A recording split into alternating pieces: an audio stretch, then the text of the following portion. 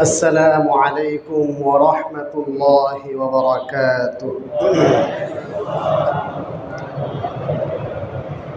الحمد لله وكفى وسلام على عباده الذين اصطفى. أما بعد فأعوذ بالله من الشيطان الرجيم. بسم الله الرحمن الرحيم. قل إن كنتم تحبون الله فاتبعوني يحببكم الله ويغفر لكم ذنوبكم والله غفور رحيم.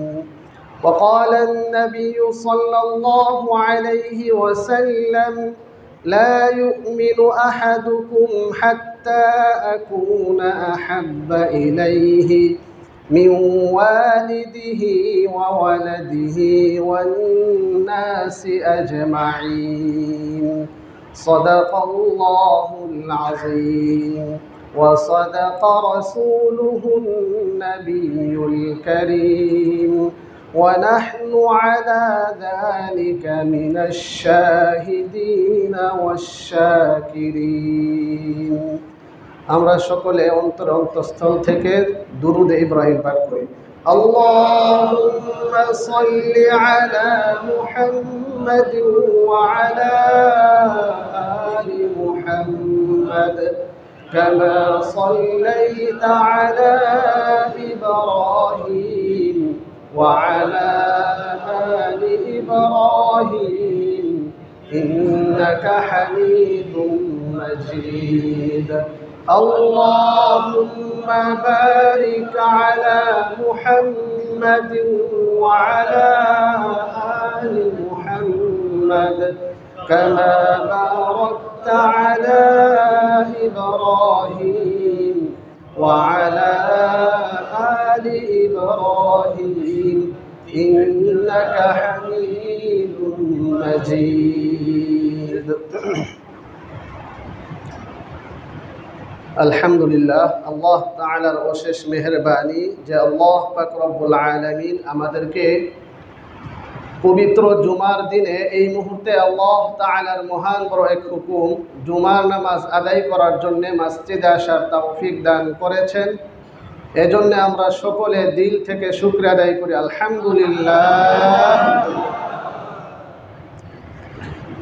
আমরা ধারাবাহিকভাবে ঈমান সম্পর্কে আলোচনা শুনতেছিলাম। গত জুমায় আলহামদুলিল্লাহ বন্যায় কবলিত পানিবন্দীদের জন্য আমরা অর্থ সংগ্রহ করেছিলাম। আল্লাহ তাআলার লাখো কোটি শুকরিয়া আমাদের মসজিদ কমিটির সচেতনতা উদ্যোগ গ্রহণ করায় এবং আপনাদের সকলের স্বতঃস্ফূর্ততা, তরুণ সমাজ, ছাত্র সমাজ, যুবক ভাইদের অক্লান্ত পরিশ্রম আর মেহনতের মাধ্যমে আলহামদুলিল্লাহ আমরা সেখানে ত্রাণ পৌঁছাইতে পেরেছি। ত্রাণ সেখানে আলহামদুলিল্লাহ যথাযথভাবে পৌঁছেছে। এই জন্য আমরা সবাই আবারও শুকরিয়া আদায় করি আলহামদুলিল্লাহ। যে সকল ভাইরা কষ্ট করেছে, অনেক কষ্ট করেছে, সেখানে পানি কোমর পর্যন্ত পানিতে গিয়ে গিয়ে ত্রাণগুলো দিতে হয়েছে। যার পর নাই কষ্ট হয়েছে, প্রত্যেকের চেহারা দেখলেই বোঝা যাচ্ছে পরিশ্রমের নিদর্শন প্রকাশ পাচ্ছিল। যাই হোক, আল্লাহ তাআলা তাদের এই কষ্টের পরিশ্রমের বিনিময়ে আল্লাহ তাআলা দান করুন। জাযাকুমুল্লাহু আহসানাল জাযা। আল্লাহু ইউবারিক ফি হায়াতিকুম ওয়া ফি ইজতিহাদিকুম ইনশাআল্লাহ। তো আলহামদুলিল্লাহ আমাদের ত্রাণ সুন্দরভাবে পৌঁছেছে। সেখানে কিছু টাকা রয়ে গেছে, সে টাকাগুলো ইনশাআল্লাহ আগামী কোনো পর্বে বা শীত বস্ত্রের কাজে লাগানো হবে ইনশাআল্লাহ। সেটা যথা নিয়মে যথা সময়ে আল্লাহ তাআলা আমাদের সবাইকে সুন্দরভাবে গরিব, অসহায়, বিপদগ্রস্তদেরকে সাহায্য সহযোগিতা করার তৌফিক দান করুন।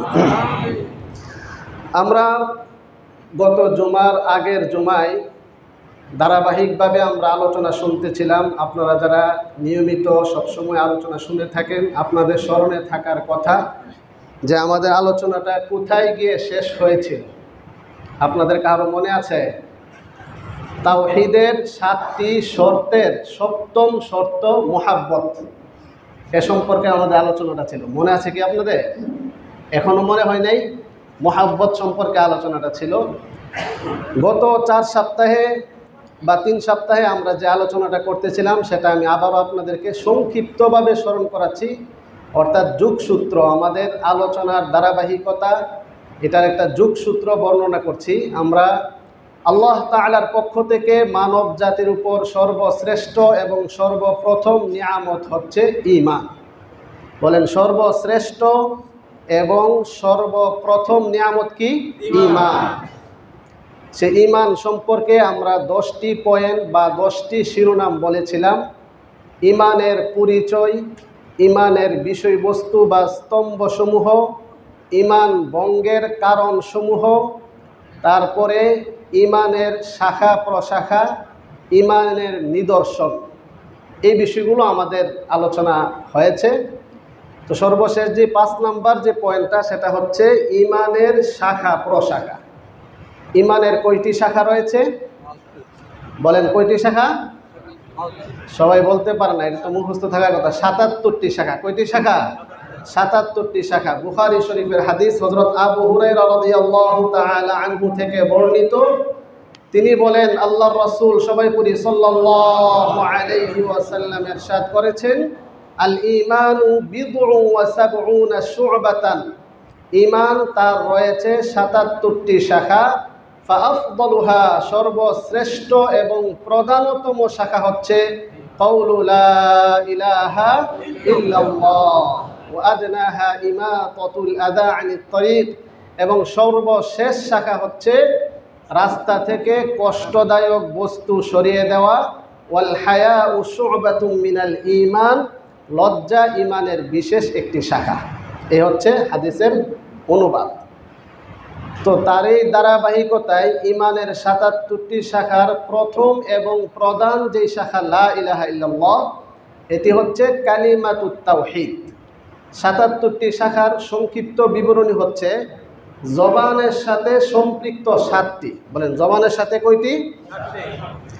আপনারা একটু হিসাব করেন। জবানের সাথে সম্পৃক্ত হচ্ছে 7টি, অন্তরের সাথে সম্পৃক্ত হচ্ছে 30টি। কয়টি হলো? অঙ্গ প্রত্যঙ্গের সাথে সম্পৃক্ত হচ্ছে 40টি। তাহলে 7 আর 30 আর 40, কয়টি হলো? 77টি। 40টির মধ্যে বিভিন্ন ভাগ আছে। ব্যক্তির সাথে সম্পৃক্ত, পরিবারের সাথে সম্পৃক্ত, সমাজের সাথে সম্পৃক্ত, রাষ্ট্রের সাথে সম্পৃক্ত। ব্যক্তির সাথে সম্পৃক্ত কিছু আছে করণীয়, কিছু আছে বর্জনীয়। পরিবারের সাথে সম্পৃক্ত করণীয় বর্জনীয়, সমাজের সাথে সম্পৃক্ত করণীয় বর্জনীয়, রাষ্ট্রের সাথে সম্পৃক্ত করণীয় বর্জনীয়। এই লম্বা একটি চার্ট। আলহামদুলিল্লাহ, বিভিন্ন জায়গায় অনেক সময় ক্যালেন্ডার পাওয়া যায় যে ঈমানের 77টি শাখা ধারাবাহিক নকশা আকারে ক্যালেন্ডার পাওয়া যায়। অনেক বই পুস্তকের মধ্যে এই আলোচনাটি আছে। আমরা যারা পড়াশোনা করি কম বেশি জানবো। ইনশাআল্লাহ আমরা পর্যায়ক্রমে ধারাবাহিকভাবে সৃজনশীল অনেকগুলো আলোচনা আছে সৃজনের সাথে সম্পৃক্ত, যেমন কুরবানি সময়ের সাথে সম্পৃক্ত, হজ, রোজা, যাকাত, এগুলো বিশেষ সময়ের সাথে সম্পৃক্ত। ইনশাআল্লাহ আমরা যেই বিষয়গুলো যেই সময়ের সাথে সম্পৃক্ত, ওই সময় যখন আসবে সে আলোচনাগুলো শুনব। আর অন্যান্য যে আলোচনাগুলো আছে সেগুলো আমরা ইনশাআল্লাহ ধারাবাহিকভাবে পর্যায়ক্রমে এক এক দিন এক একটি আলোচনা আমরা শুনবো। আল্লাহ তাআলা আমাদের সবাইকে ঈমানের 77টি শাখার উপর আমল করার তৌফিক দান করুন। সর্বপ্রথম এবং সর্বপ্রধান শাখা যে লা ইলাহা ইল্লাল্লাহ, এটি হচ্ছে কালিমাতুত তাওহীদ। এটি হচ্ছে তাওহীদের কালিমা। এই তাওহীদের আলোচনায় আমরা কয়েকটি আলোচনা শুনেছিলাম। তোর মধ্যে 1 নাম্বার হচ্ছে তাওহীদের পরিচয়, 2 তাওহীদের প্রকারভেদ, 3 তাওহীদের গুরুত্ব ও ফজিলত, 4 তাওহীদের মাস্ক। আমরা মাস্ক করেছিলাম, আল্লাহ তাআলার সাথে কথোপকথন করেছিলাম। 20 নাম্বার পারার 1 নাম্বার পৃষ্ঠায় আল্লাহ পাক রব্বুল আলামিন 15টি নিয়ামত উল্লেখ করে 5 বার একই প্রশ্ন করেছেন, আ ইলাহুম মাআল্লাহ, আল্লাহ তাআলার সাথে কি কোনো শরীক আছে? এটা আমরা মাস্ক করেছিলাম, এই হলো তাওহীদের মাস্ক। তারপরের যে পয়েন্টটা ছিল, শিরোনামটা ছিল, সেটা ছিল তাওহীদের শর্তসমূহ। এই যে তাওহীদ, কালিমাতুত তাওহীদ, লা ইলাহা ইল্লাল্লাহ, একত্ববাদ, ঈমান, সেই ঈমানের জন্য কি কি শর্ত রয়েছে, কি কি শর্তগুলো পালন করলে সেই ঈমানটা পূর্ণাঙ্গ হবে, তাওহীদ 100% একেবারে পারফেক্ট হবে, ওইটার জন্য 7টি শর্ত রয়েছে। সেই 7টি শর্তের আলোচনার ধারাবাহিকতায় 70 নম্বর শর্তটা হচ্ছে আজকের জুমার আলোচ্য বিষয়। আমি আবার স্মরণ করে দিচ্ছি, 7টি শর্তের 1 নম্বর শর্ত ছিল আল ইলম, কালিমার অর্থ সঠিকভাবে অবগত হওয়া। লা ইলাহা ইল্লাল্লাহ এর কি অর্থ সেটা সঠিকভাবে অবগত হওয়া। আল্লাহ তাআলা বলেছেন, ফা'লাম আন্নাহু লা ইলাহা ইল্লাল্লাহ, তুমি আগে জানো যে আল্লাহ তাআলা ছাড়া কোনো ইলাহ নাই, একমাত্র ইবাদতের যোগ্য কে? আল্লাহ রাব্বুল আলামিন। 2 নাম্বার ছিল আল ইয়াকিন, এই বিশ্বাস দৃঢ়তার সাথে হইতে হবে, সন্দেহ মুক্ততার সাথে হবে, দৃঢ় বিশ্বাস, ইয়াকিন। প্রত্যেকটির সাথে আয়াত আছে যেগুলো আমরা আলোচনা করেছি।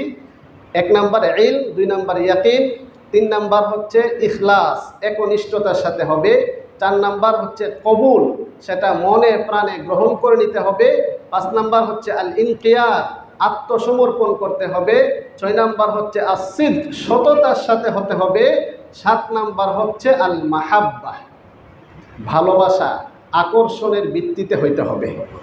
এই ভালোবাসাটাই আজকে আমাদের আলোচ্য বিষয়। আশা করি বিগত আলোচনার ধারাবাহিকতা এবং শিরোনামগুলো আপনারা হয়তো কম বেশ বুঝতে পেরেছেন।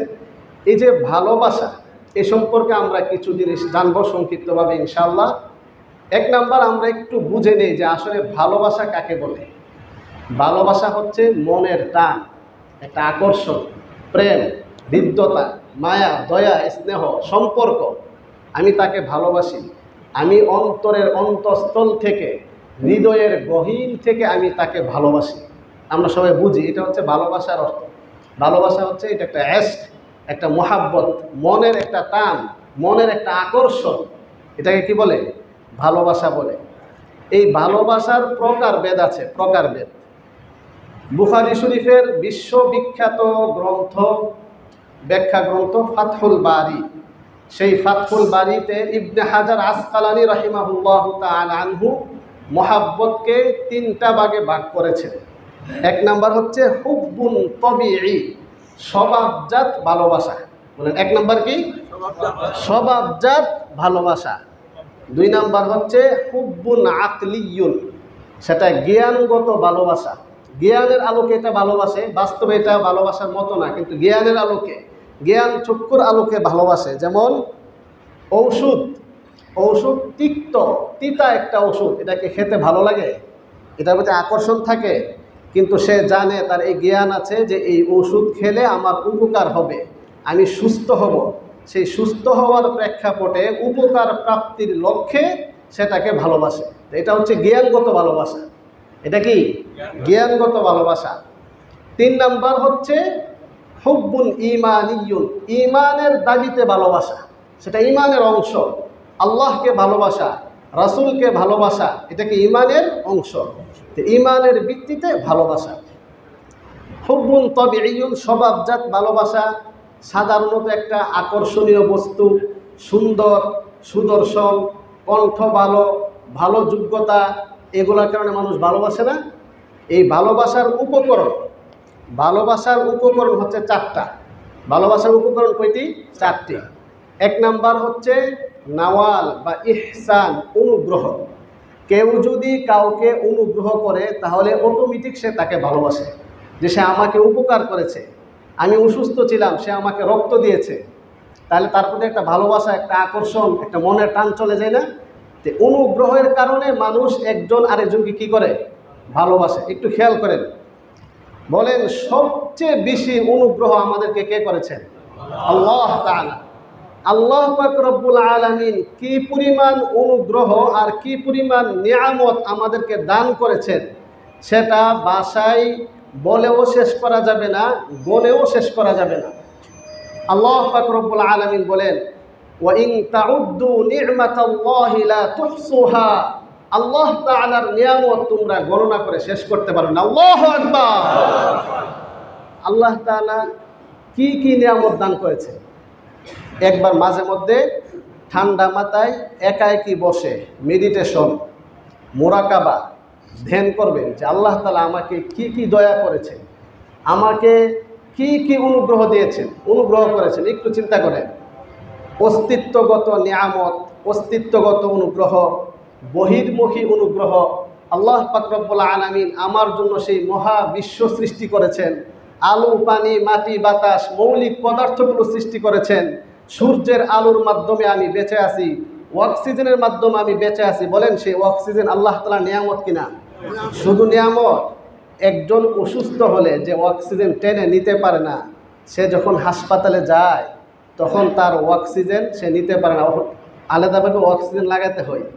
একদিন অক্সিজেন লাগালে কত টাকা বিল আসে, 2 দিন, 3 দিন, 4 দিন, 5 দিন যদি অক্সিজেন নেয় এভাবে, তখন তার কত টাকা বিল আসে। আর আমরা যে 40 বছর, 50 বছর, 60 বছর, 70 বছর পর্যন্ত লাগাতার আল্লাহ তাআলার পক্ষ থেকে প্রাপ্ত বিশেষ অক্সিজেন আমরা গ্রহণ করছি, বলেন সেটা কি পরিমাণ নিয়ামত আর অনুগ্রহ হতে পারে। এটা তো হচ্ছে বহির্মুখী। অস্তিত্বগত আপনি একটা নিয়ামত চিন্তা করবেন যে আল্লাহ পাক রব্বুল আলামিন আপনাকে হাত দান করেছেন, 2টা হাত দান করেছেন, 2টা পা দান করেছেন।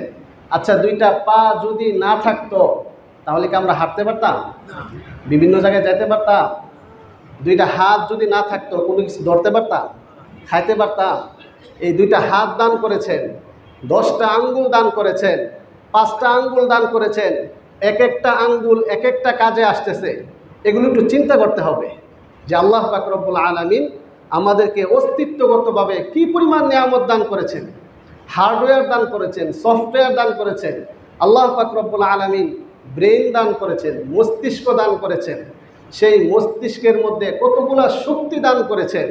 যার মস্তিষ্ক বিকৃত হয়ে যায়, যার ব্রেন আউট হয়ে যায়, সে আবুল তাবুল বলে, মানুষ তাকে পাগল বলে, মানুষ তাকে সম্মান করে না, সে সমাদৃত থাকে না। যে আল্লাহ তাআলা যে আমাকে 24টা ঘন্টা সেই ব্রেনের কার্যক্রমগুলো আমাকে চালু রাখছেন, কে চালু রাখছেন? আল্লাহ তাআলা। কত বড় নিয়ামত, একদিনকে একটু চিন্তা করেছেন? সেটা আমরা ইনশাল্লাহ অন্য সময় আলোচনা করব যে ব্রেনের মধ্যে কি কি কাজ, কি কি নিয়ামত আল্লাহ তাআলা দান করেছেন। যারা আমরা অ্যানাটমি পড়েছি তারা আমরা কম বেশি বলতে পারবো। সেটা আমাদের ঈমান বৃদ্ধির উপায়ের মধ্যে আলোচনা হবে ইনশাল্লাহ। সংক্ষিপ্তভাবে বলে যাচ্ছি, আল্লাহ তাআলা আমাকে কণ্ঠ দান করেছেন, পঞ্চ ইন্দ্রিয় 5টা শক্তি দান করেছেন, দৃষ্টি শক্তি দান করেছেন, ঘ্রাণ শক্তি দান করেছেন, তারপরে স্বাদ শক্তি দান করেছেন, ত্বক শক্তি দান করেছেন, ব্রেইনের মধ্যে 12টা শক্তি দান করেছেন, বুদ্ধি শক্তি দান করেছেন, চিন্তা শক্তি দান করেছেন, জ্ঞান শক্তি দান করেছেন, স্মরণ শক্তি দান করেছেন, ইচ্ছা শক্তি দান করেছেন, অনুভূতি শক্তি দান করেছেন, ভয় শক্তি দান করেছেন, ইখতিয়ারি ক্ষমতা দান করেছেন, বিশ্বাসের শক্তি দান করেছেন, বিচার বিশ্লেষণ শক্তি দান করেছেন। বলেন এই শক্তিগুলো কে দান করেছেন? আল্লাহ তাআলা আমাদেরকে এতগুলো নিয়ামত দান করলেন, তারপরও কি আমরা আল্লাহ তাআলাকে ভালোবাসি? তারপরও কি আল্লাহ তাআলার বিধান মানি? তারপরও কি আল্লাহ তাআলার নাফরমানি করে ফেলি? এত পরিমাণ অনুগ্রহ, এত পরিমাণ নিয়ামত দান করার পরেও আল্লাহ তাআলার আদেশ নিষেধের বাহিরে চলে যায়, সেটা কত বড় আফসোসের কথা। একটু চিন্তা করতে হবে। তাহলে দেখেন, মানুষ একজন আরেকজনকে কেন ভালোবাসে? এর মধ্যে 1 নাম্বার হচ্ছে অনুগ্রহ। 1 নাম্বার উপকরণ কি? অনুগ্রহ। এই অনুগ্রহটা সবচেয়ে বেশি কে করেছেন? আল্লাহ তাআলা করেছেন। তারপরে কে করেছেন? রাসূলুল্লাহ সাল্লাল্লাহু আলাইহি ওয়াসাল্লাম করেছেন। তারপরে সবচেয়ে বেশি অনুগ্রহ করেছেন মাতা পিতা। তারপরে সবচেয়ে বেশি অনুগ্রহ করেছেন ধারাবাহিকভাবে যে যার সাথে সম্পৃক্ত। তাহলে অনুগ্রহের কারণে একজন আরেকজনকে ভালোবেসে থাকে। 2 নাম্বার হচ্ছে জামাল। 2 নাম্বার কি? জামাল। জামাল মানে হচ্ছে সৌন্দর্য। একটা মানুষ যদি সৌন্দর্য হয়, একটা বিষয় যদি অনেক আকর্ষণীয় হয়, মনোমুগ্ধকর, দৃষ্টিনন্দন, চমৎকার হয়, তাহলে সেটার প্রতি একটা মনের টান যায়, ভালো লাগে, একটা ভালোবাসা যায় কি না? যে আল্লাহ তাআলা তার চেহারাটা কত সুন্দর, কত মায়াবী, তার দিকে একটা আকর্ষণ, একটা ভালোবাসা যায়, সৌন্দর্যতার প্রতি। সুদর্শনের প্রতি, তার কণ্ঠটা সুন্দর। আমাদের মুয়াজ্জিন সাহেবের কণ্ঠটা কত সুন্দর, আল্লাহ তাআলার বিশেষ নিয়ামত। তার দিয়ে একটু ভালোবাসা যায় না? যে তার কণ্ঠটা ভালো, এটা কে দান করেছে? আল্লাহ তাআলা দান করেছেন। তাহলে এই ভালোবাসাটা কার জন্য হবে? আল্লাহ তাআলার জন্য হবে। ঠিক তেমনিভাবে 3 নাম্বার হচ্ছে পূর্ণতা। পূর্ণতার কারণে মানুষ মানুষকে ভালোবাসে। পূর্ণতা বলতে জ্ঞানগত পূর্ণতা। একটা মানুষের জ্ঞান খুব ভালো, সে ভালো জ্ঞানী, ভালো কথা বলে, ভালো আচরণ করে, তার জ্ঞান অনেক বেশি, তাহলে তার দিকে ভালোবাসা যায় না? আকর্ষণ, মনের টান যায় না? ভালোবাসা। জ্ঞানের পূর্ণতা, ভালো যোগ্যতা, কর্মদক্ষতা, না মাশাআল্লাহ তার তো অনেক, সে খুব এক্সপার্ট, সে খুব কর্মঠ, হ্যাঁ সে ভালো কাজ করে, না মাশাআল্লাহ আলহামদুলিল্লাহ আমাদের মসজিদের খাদেম বাইজিদ, না সে অনেক কর্মঠ, সে ভালো কাজ করে, তার উদ্যমতা ভালো, তাহলে কি তার দিকে একটা ভালোবাসা যায় না? মনের আকর্ষণ যায় কি না? বলেন। তাহলে এই কর্মদক্ষতা, জ্ঞানের পূর্ণতা, সৌন্দর্যতা, এইগুলা সবচেয়ে বেশি কার? তাহলে বলেন, তাহলে আল্লাহ তাআলার প্রতি আমাদের ভালোবাসাটা কি পরিমাণ হওয়ার কথা ছিল। ঠিক তেমনিভাবে আল্লাহ রাসূল সাল্লাল্লাহু আলাইহি ওয়াসাল্লাম সৌন্দর্যতার বিবেচনায় রাসূলুল্লাহ সাল্লাল্লাহু আলাইহি ওয়াসাল্লাম কি পরিমাণ সুন্দর ছিলেন, সেটা আমরা শামাইলে তিরমিজিতে ইনশাআল্লাহ, এই সিরাতুন নবী, মিলাদুন নবীর মধ্যে আমরা ইনশাআল্লাহ আলোচনা করব।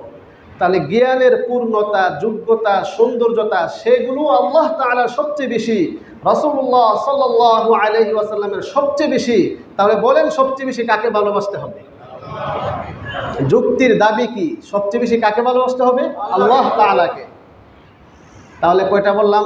একটা হচ্ছে অনুগ্রহ, 2 নাম্বার হচ্ছে সৌন্দর্যতা, 3 নাম্বার হচ্ছে জ্ঞানের পূর্ণতা, কর্মদক্ষতা, এগুলো। 4 নাম্বার হচ্ছে করাবাতুন, নৈকট্যতা, নিকটে থাকা, কাছে থাকা। সাধারণত আপনি যখন একটা অফিসে চাকরি করেন, আপনার যে কলিগ, তার সাথে একটা ভালোবাসা, একটা সখ্যতা, এটা স্বাভাবিকভাবে গড়ে ওঠে। বিদেশে থাকেন দুজন একসাথে, তাহলে স্বাভাবিকভাবে তার সাথে এই ধরনের একটা ভালোবাসার সখ্যতা গড়ে ওঠে। এ হচ্ছে ভালোবাসার উপকরণ। তাহলে ভালোবাসা কাকে বলে? ভালোবাসার প্রকারভেদ, ভালোবাসার উপকরণ। এবার আমরা জানবো যে এই ভালোবাসা সম্পর্কে আল্লাহ পাক রব্বুল আলামিন কুরআনে কারিমে আমাদেরকে কি হেদায়েত করেছেন, কি দিক নির্দেশনা দিয়েছেন, এ সম্পর্কে কয়েকটি আয়াত, তার অনুবাদ শুনবো। তাহলে আমরা বুঝতে পারবো যে আমরা কাকে সবচেয়ে বেশি ভালোবাসা দরকার, কোরআন এ সম্পর্কে আমাদেরকে কি নির্দেশনা দিয়েছে। আসুন আমরা এ সম্পর্কে কোরআনের কয়েকটি আয়াত আমরা শুনি। 1 নাম্বার হচ্ছে আল্লাহ পাক রব্বুল আলামিন 2 নাম্বার পারা সূরাতুল বাকারা এর 4 নাম্বার পৃষ্ঠায় আল্লাহ পাক রব্বুল আলামিন 165 নং আয়াতে বলেন, ওয়ামিনান নাস, মানুষদের মধ্য থেকে কিছু মানুষ এমন রয়েছে, মাইয়াত্তাখিযু মিন দুনিল্লাহি আনদাদা, যে যারা আল্লাহ তাআলাকে ছাড়া অন্যকে শরীক বানায়, মূর্তিকে শরীক বানায়। ইউহিব্বুনাহুম, তারা তাদেরকে ভালোবাসে, কাহুব্বিল্লাহ, আল্লাহ তাআলাকে ভালোবাসার মতো। এটা শিরক হয়ে যায়। বলেন নাউযুবিল্লাহি মিন যালিক। আল্লাহকে যেই পরিমাণ ভালোবাসার কথা, আল্লাহ তাআলার প্রতি যেই পরিমাণ আকর্ষণ, মহাব্বত, যেই পরিমাণ শ্রদ্ধা, যেই পরিমাণ ভক্তি, ভালোবাসা থাকার কথা ছিল, সেই ভালোবাসা, ভক্তি, শ্রদ্ধা সেটাকে মূর্তি, বাবা, অন্য কোনো বস্তুকে দিয়ে দিচ্ছে, তাহলে সেটা শিরক হয়ে যাবে। প্রকৃতপক্ষে ওয়াল্লাযীনা আমানু, যারা ঈমানদার, আশাদ্দু হুব্বাল লিল্লাহ, তারা সবচেয়ে বেশি আল্লাহ তাআলাকে ভালোবাসে। সুবহানাল্লাহ। এ হচ্ছে ভালোবাসা সম্পর্কে একটি আয়াত। তারপরে আল্লাহ পাক রব্বুল আলামিন সূরাতু আলে ইমরান 3 নাম্বার পারার 13 নাম্বার পৃষ্ঠাতে আল্লাহ তাআলা বলেন, সূরাতু আলে ইমরান এর 31 নং আয়াত, কুল, হে নবী আপনি বলে দিন, ইন কুনতুম তুহিব্বুনাল্লাহ, যদি তোমরা আল্লাহ তাআলাকে ভালোবাসতে চাও, ফাত্তাবিউনি, তাহলে তোমরা আমার অনুসরণ করো, করলে ইউহিব্বুকুমুল্লাহ, তোমাদেরকে কে ভালোবাসবেন? আল্লাহ তাআলা ভালোবাসবেন। শুধু ভালোবাসবেন, ওয়ায়াগফির লাকুম যুনুবাকুম, তোমাদের গুনাহ খাতাগুলো মাফ করে দিবেন। সুবহানাল্লাহ। তাহলে আল্লাহ তাআলাকে ভালোবাসার মাপকাঠি হলো রাসূলকে ভালোবাসা। বলেন, আল্লাহ তাআলাকে ভালোবাসার মাপকাঠি কি? রাসূলকে ভালোবাসা। রাসূলকে ভালোবাসার মাপকাঠি হচ্ছে রাসূলের সুন্নতের অনুসরণ করা। বলেন, রাসূলকে ভালোবাসার মাপকাঠি কি? রাসূলের সুন্নতের অনুসরণ করা। যার জীবনে যে যত পার্সেন্ট সুন্নতের অনুসরণ করবে, বুঝতে হবে সে তত পার্সেন্ট রাসূলকে ভালোবাসে। যে যত পার্সেন্ট সুন্নতকে আঁকড়ে ধরবে, বুঝতে হবে সে তত পার্সেন্ট আশেকে রাসূল। শুধু আশেকে রাসূল কি মুখে বললে হবে, নাকি কাজে দেখাতে হবে, কর্মে দেখাতে হবে? তাহলে আমরা বুঝলাম যে আল্লাহ তাআলাকে ভালোবাসার মাপকাঠি হচ্ছে রাসূলকে ভালোবাসা, আর রাসূলকে ভালোবাসার মাপকাঠি হচ্ছে সুন্নতের অনুসরণ করা। আল্লাহ পাক রব্বুল আলামিন আমাদের সবাইকে জীবনের প্রতিটি ক্ষেত্রে রাসূলের সুন্নতের অনুসরণ করার তৌফিক দান করুন। 3 নাম্বার এ সম্পর্কে আরেকটি আয়াত হচ্ছে সূরাতুত তাওবা। সূরাতুত তাওবার 24 নং আয়াতে আল্লাহ পাক রব্বুল আলামিন বলেন, খুব ভালোভাবে খেয়াল করেন, কেউ ঘুমাবেন না, এদিকে দৃষ্টি দেন। কুল, আপনি বলুন, ইন কানা আবাউকুম ওয়া আবনাউকুম। এখানে 8 শ্রেণীর বিষয় আল্লাহ তাআলা উল্লেখ করেছেন। 1 নাম্বার, আবাউকুম, তোমাদের বাপ দাদা পিতা মাতা। ওয়া আবনাউকুম, তোমাদের সন্তান সন্ততি। ওয়া ইখওয়ানুকুম, তোমাদের ভাই বেরাদর। ওয়া আজওয়াজুকুম, তোমাদের স্ত্রীগণ। ওয়া আশীরাতুকুম, তোমাদের আত্মীয় স্বজনগণ। ওয়া আমওয়ালুন ইকতারাফতুমুহা, তোমরা যে সকল সম্পদ উপার্জন করো, তোমাদের উপার্জিত সম্পদ সমূহ। ওয়া তিজারাতুন তাখশাউনা কাসাদাহা, তোমরা যেই ব্যবসার লস হওয়ার আশঙ্কা করো সেই ব্যবসা।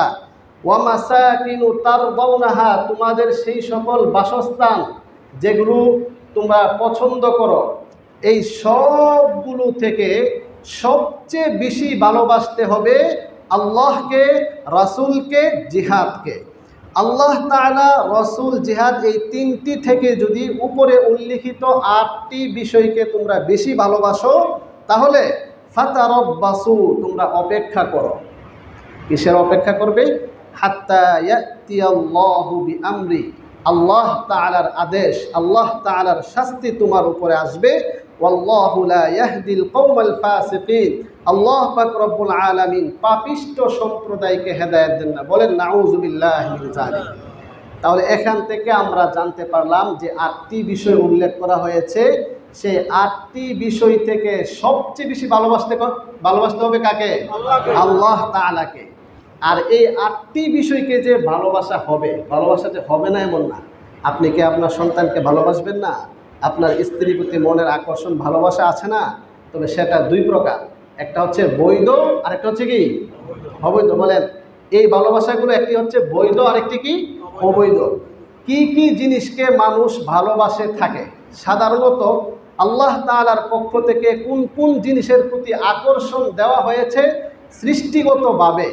সৃষ্টিগতভাবে আকর্ষণ দেওয়া হয়েছে যেই সকল বস্তুগুলা, সেগুলাকে আল্লাহ পাক রব্বুল আলামিন সূরাতু আলে ইমরান এর 14 নং আয়াতে আল্লাহ তাআলা উল্লেখ করেন, যুইয়িনা লিন-নাস হুব্বুশ শাহাওয়াত, মানুষের জন্য সুশোভিত করে দেওয়া হয়েছে।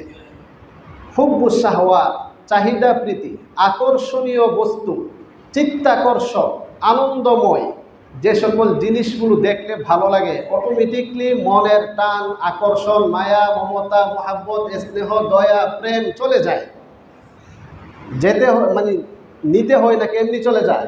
এমনি চলে যায়। কি কি বিষয় দেখেন, এখানে 7 শ্রেণীর বিষয় উল্লেখ করা হয়েছে। 1 নাম্বার, মিনান নিসা, নারীদের প্রতি আকর্ষণ। কি বলেন, পুরুষের কি নারীদের প্রতি আকর্ষণ আছে নাকি নাই? চুম্বকের মতো আকর্ষণ। এই আকর্ষণটা 2 প্রকার, একটা হচ্ছে বৈধ আকর্ষণ, আরেকটা কি অবৈধ আকর্ষণ, সেটা আমরা আলোচনায় আসছে। 2 নাম্বার, ওয়াল বানিন, সন্তান সন্ততি। বাবা তার ছেলের প্রতি আকর্ষণ আছে কিনা? তবে সে আকর্ষণটা একটা লিমিট আছে, নির্ধারণ আছে, যে এতটুকু পর্যন্ত ছেলেকে ভালোবাসা যাবে। ছেলেকে ভালোবাসতে গিয়ে আল্লাহ এবং তার রাসূল সাল্লাল্লাহু আলাইহি ওয়াসাল্লামের নাফরমানি করা যাবে না। শরীয়তের আদেশপ্রাপ্ত কোনো আদেশকে সেটাকে লঙ্ঘন করা যাবে না। তাহলে 1 নাম্বার হচ্ছে নারী, 2 নাম্বার সন্তান সন্ততি, 3 নাম্বার ওয়াল কানাতিরিল মুকান্তরাতি মিনাদ যাহাবি ওয়াল ফিদ্দা, রাশিকৃত সম্পদ, ধন সম্পদ, স্বর্ণ রূপা, স্বর্ণের প্রতি আকর্ষণ সবচেয়ে বেশি। পুরুষ থেকে নারীদের আকর্ষণ অনেক বেশি থাকে কিসের প্রতি? স্বর্ণের প্রতি। স্বর্ণটা তারা দেখলে তারা দুর্বল হয়ে পড়ে। ওয়াল ফিদ্দা রূপা, ওয়াল খাইলিল মুসাওয়ামা চিহ্নিত ঘোড়া। আগে তো সে ছিল ঘোড়ার যুগ, ঘোড়া দিয়ে মানুষ চলাফেরা করত। এখন ধরেন ঘোড়ার জায়গায় এখন গাড়ি চলে আসবে, দামি দামি গাড়ি আর কি। ওয়াল আনআম চতুষ্পদ জন্তু, গৃহপালিত পশু। ওয়াল হার্থ ক্ষেত খামার। এই জিনিসগুলো হচ্ছে মানুষ এগুলাকে ভালোবেসে থাকে।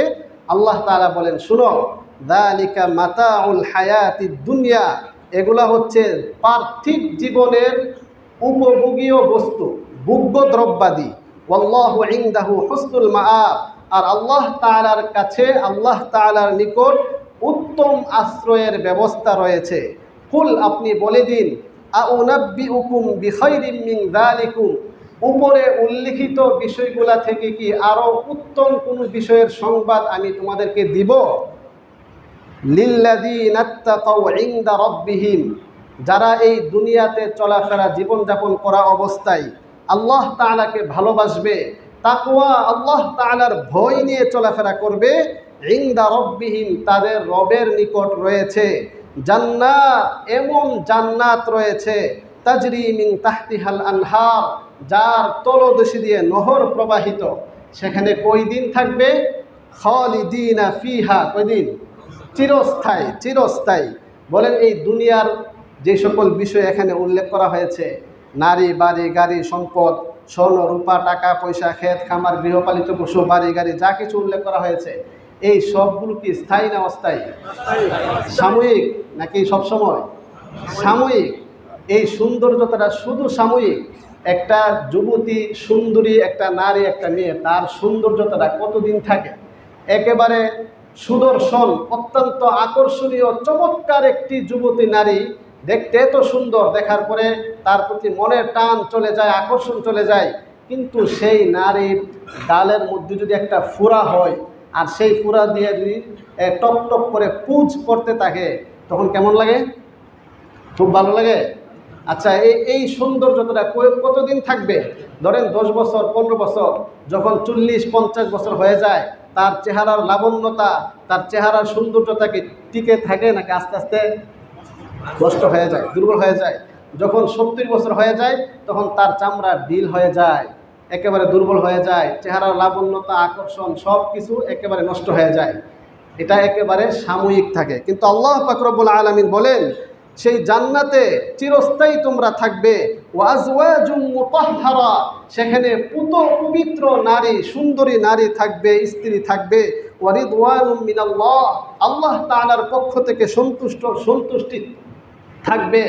জান্নাতের নারী, তাদের সৌন্দর্য কি কমবে নাকি দিন দিন বাড়বে? সাময়িক না সবসময়? স্থায়ী না চিরস্থায়ী? তারা বলেন বুদ্ধিমান তো সে যে সাময়িকের প্রতি আকর্ষণ না রেখে চিরস্থায়ী যেটা হবে, যেটা সব সময় থাকবে, তার প্রতি আকর্ষণ যাওয়া, সেটা হচ্ছে বুদ্ধিমানের পরিচয়।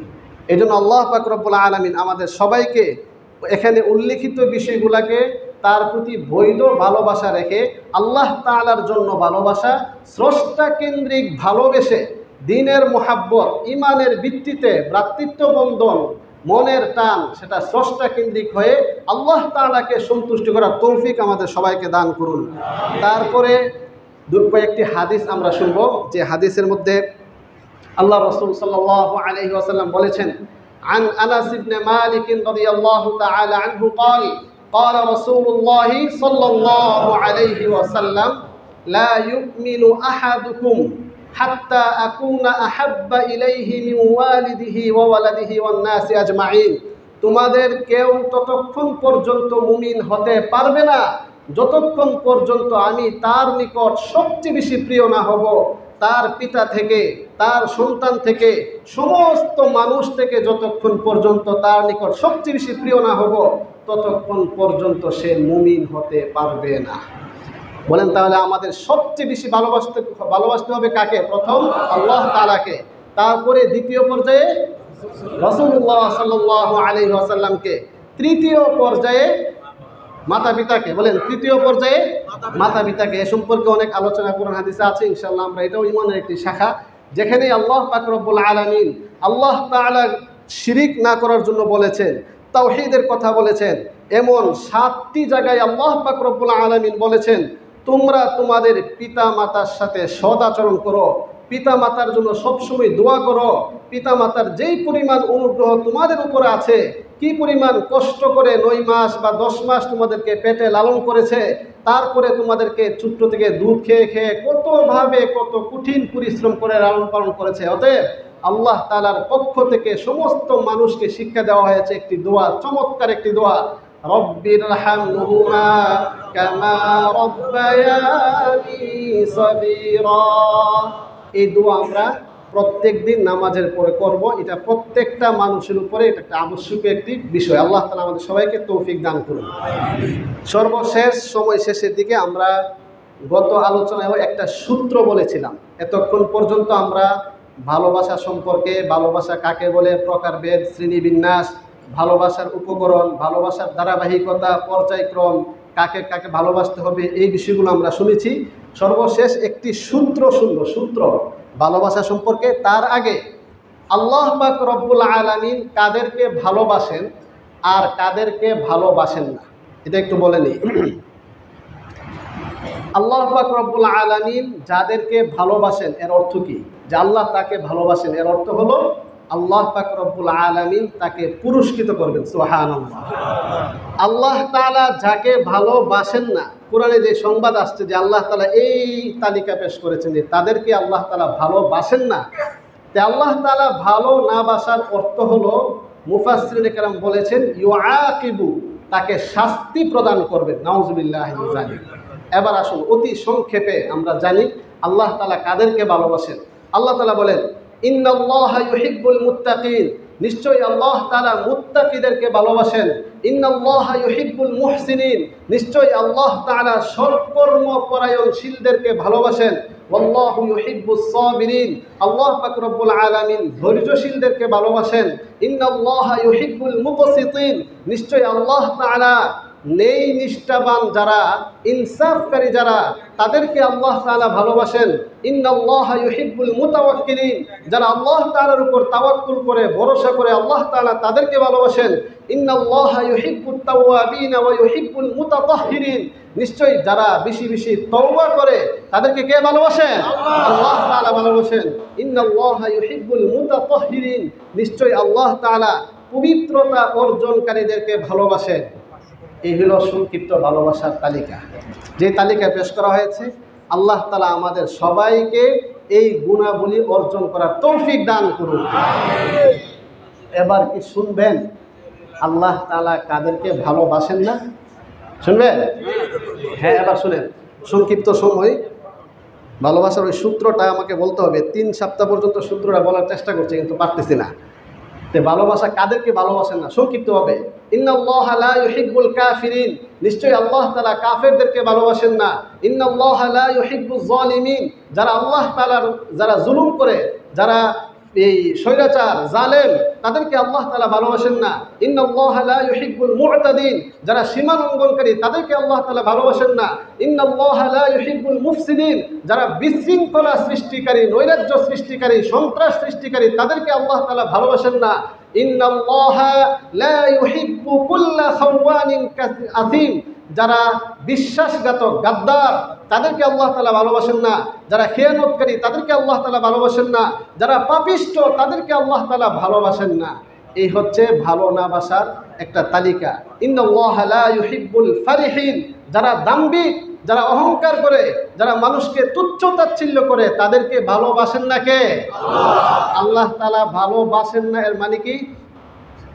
শাস্তি দিবেন। বলেন আল্লাহ তাআলা তাদেরকে ভালোবাসেন না মানে কি? তাদেরকে কঠিন শাস্তি দিবেন। কি কি শাস্তি দিবেন তার তালিকা বলার তো এখন সময় নাই। লাহুম আযাবুন আলীম, তাদের জন্য রয়েছে যন্ত্রণাদায়ক শাস্তি। লাহুম আযাবুম মুহিন, তাদের জন্য রয়েছে অপমানজনক শাস্তি।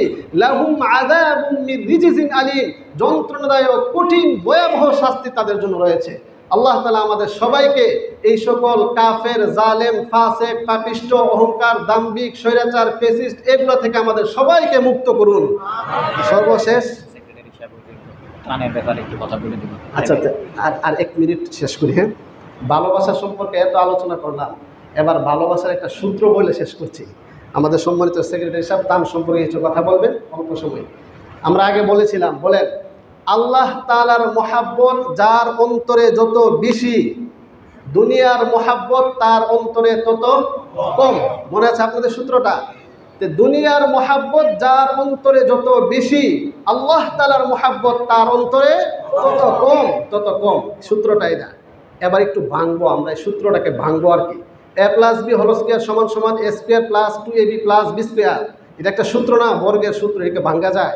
তা আমরা এই কথাটাকে ভাঙবো যে দুনিয়ার মহাব্বত যার অন্তরে যত বেশি। দুনিয়ার মহাব্বত বলতে আপনি কি বুঝেন?